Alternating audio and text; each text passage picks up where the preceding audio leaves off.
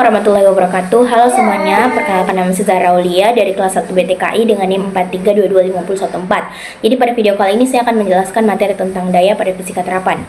Apa sih itu daya? Daya adalah laju pemakaian atau pelepasan energi persatuan waktu. Sederhananya, daya menjawab seberapa cepat sebuah alat mengubah energi, misal dari listrik menjadi cahaya, panas, atau kerja mekanik. Satuan untuk daya adalah watt, di mana 1 watt sama dengan 1 joule per detik. Mengapa daya penting dalam fisika dan teknik? Jawabannya yaitu yang pertama menentukan performa.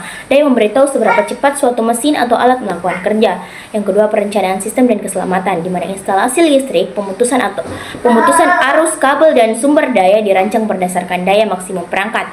Yang ketiga efisiensi dan ekonomi.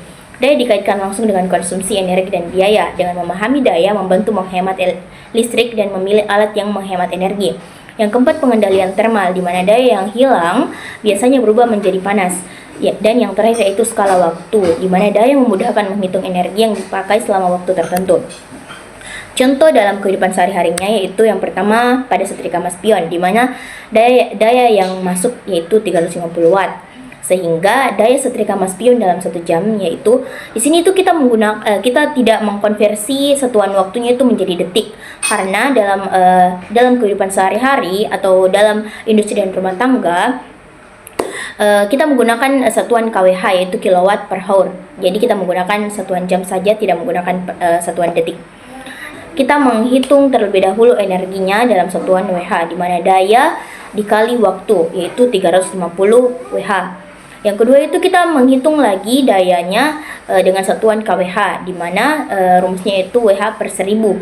Jadi 350 Wh dibagi 1000 adalah 0,350 kWh. Jadi setrika mas pion dalam 1 jam yaitu 0,350 kWh. Dayanya.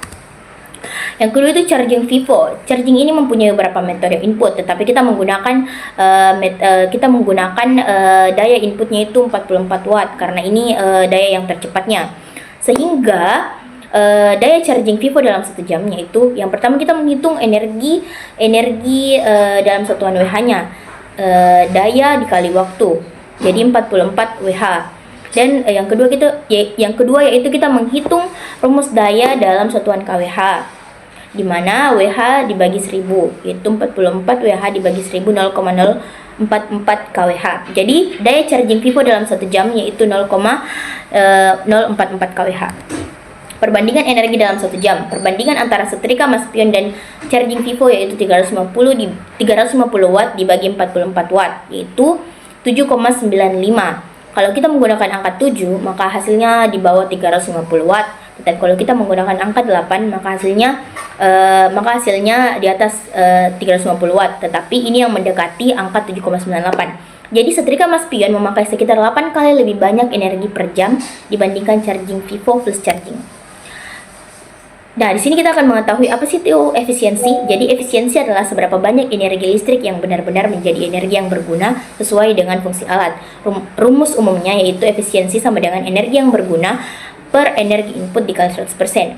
Sehingga semua alat itu memakai listrik, tapi tidak semuanya berubah menjadi energi yang kita inginkan, karena sebagian hilang sebagai panas, suara, gesekan, atau radiasi. Yang pertama itu setrika mas pion. Setrika mengubah listrik menjadi panas. Konversi listrik menjadi panas hampir 100% secara fisika. Tetapi tidak semua panas dipakai untuk pakaian. Ada juga rugi yang panas hilang ke udara. Maka efisiensi pemanfaatan panas biasanya sekitar 70 hingga 90%. Di sini kita menggunakan 85% karena kita menggunakan nilai wajarnya saja.